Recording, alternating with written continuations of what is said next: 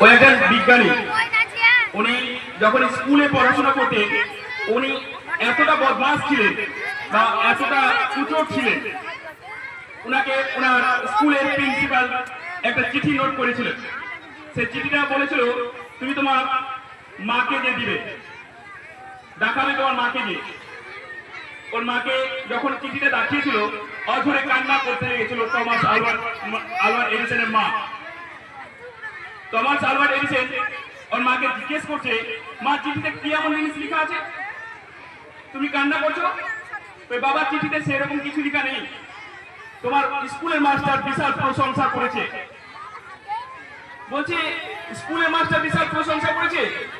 আমি তো জানতাম না আমি এই কলেজের ছাত্র, আমি তো জানতাম না আমি ভালো পড়াশোনা করি। বলছে হ্যাঁ বাবা, তোমাকে এর থেকে বড় স্কুলে ভর্তি করতে হবে। বলছে আমার স্যার আমার এতটা প্রশংসা করেছে, আমি নিজেও জানতাম না আমি এত ভালো পড়া পারি। সেই থেকে ও যখন স্কুল পরিবর্তন করেছিল, স্কুল পরিবর্তন করার পরে একদিন যখন ওর বিজ্ঞানী হয়েছে, ওর মা তখন মারা গেছে।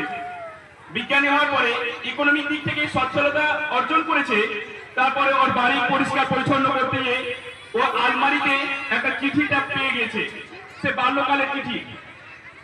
চিঠিটা লেখা ছিল, তোর মতো বর্বর, তোর মতো লোফার গন্ড মূর্খ ছেলে আমার স্কুলে দরকার নেই। তোর মতো বর্বর লোফার মূর্খ ছেলে গন্ডল ছেলে আমার স্কুলে দরকার নেই।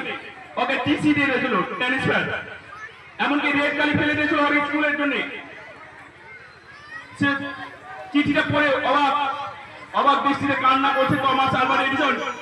বলে আমার মা যদি তখন সত্য কথাটা বলিত আজকে, তাহলে আমার হয়তো আজকে এত বড় একটা বিজ্ঞানী হতে পারতাম না, আমি এত বড় একটা বিজ্ঞানী হতে পারতাম না, যা সারা বিশ্বে বল আলোকিত করে রেখেছে।